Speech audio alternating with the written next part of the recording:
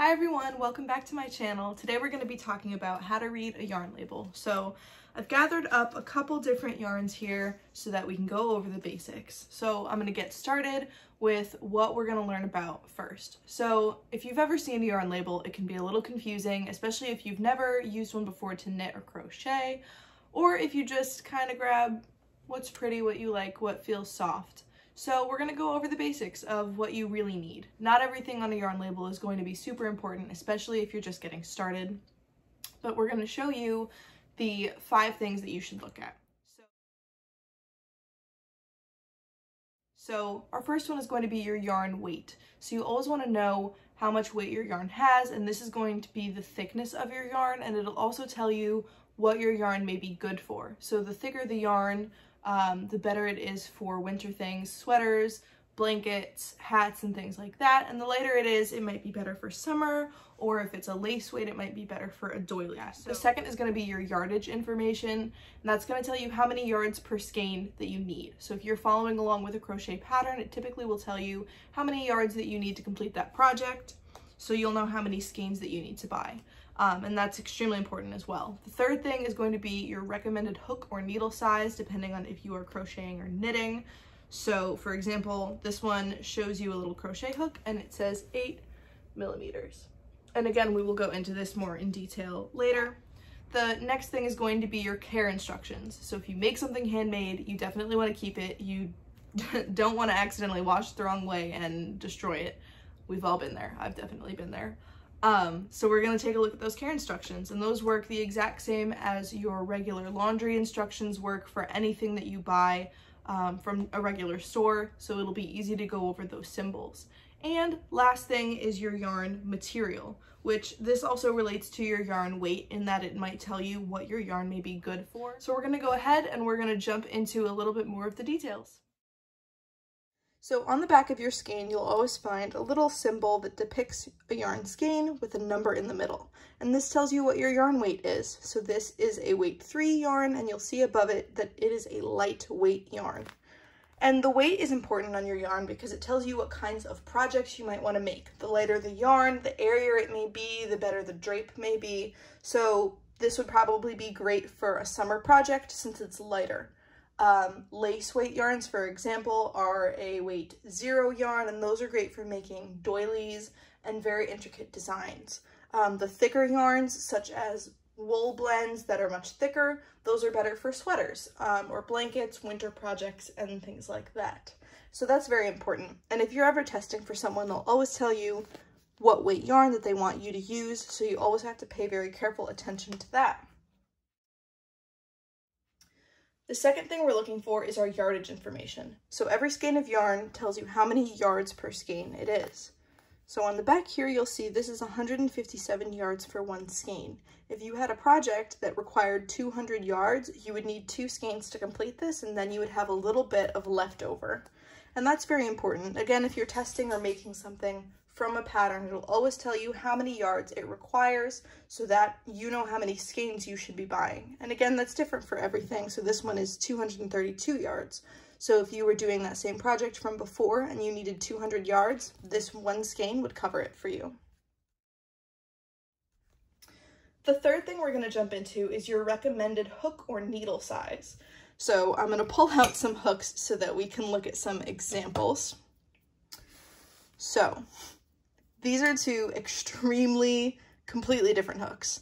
This, right now, as you can see, is a 19 millimeter hook, whereas this is a 5 millimeter hook, and they're very different.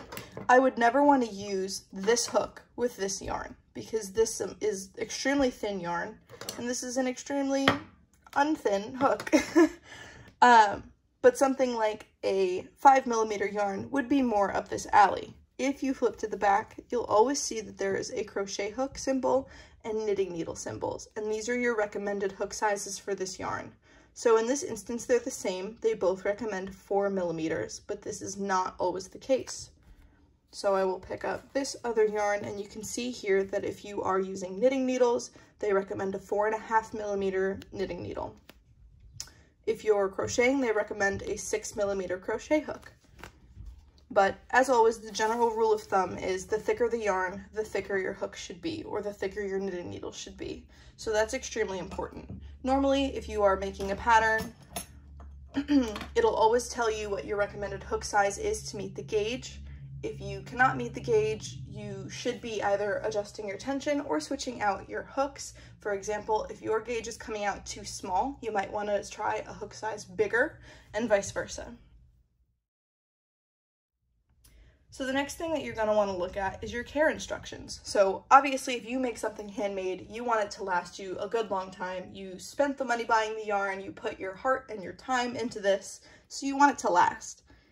And every yarn label has a different care instruction on the back, but you'll see this is machine washable and dryable, which is my absolute favorite type of yarn to buy. It is super easy. Now, I don't actually tumble dry any of my yarn. I always lay it flat to dry or hang it to dry. But it's very important to know that you can do that, knowing what you can do and can't do to not damage your yarn. So this is machine wash gentle and lay flat to dry. This is what I typically tend to do for all of my creations, anything I've made with yarn. I actually have little bags that they go in so that they can be washed gently and they're not really tumbling around the machine, and then I lay all of them flat to dry. And the last but not least is your yarn material. So what's important about your yarn material is, again, knowing what kind of projects your yarn is best suited for. For example, anything that has cotton in it, such as this is 51% cotton and 49% rayon from bamboo. This would make a great summer piece. Cotton can be light and airy and will have a nicer drape. And same thing with this. This says on the front that it's 100% lyocell, but you can also flip it over and it'll tell you the same thing right here. And again, this is a great summer garment yarn. So I went and grabbed some more yarn to show you what a thicker yarn would be. So here we have this Charisma yarn. This is from Michaels. And it's thicker, as you can see, definitely thicker than all of this cotton summery yarn. We're going to flip it over. You can see that it is also machine wash warm, gentle cycle, and tumble dry low, which is great. Again, you can see that this requires an 8mm hook, and this is a bulky weight 5 yarn. So here you can see that this is 100% acrylic. So acrylic is really great in yarn. I find that it's one of the better fibers to work with, especially for people who are allergic to wool or natural fibers. Acrylic is a great replacement. It's still very soft. There are so many different types of yarn, different levels of weight, different drapes that are made out of acrylic. So that is a great option.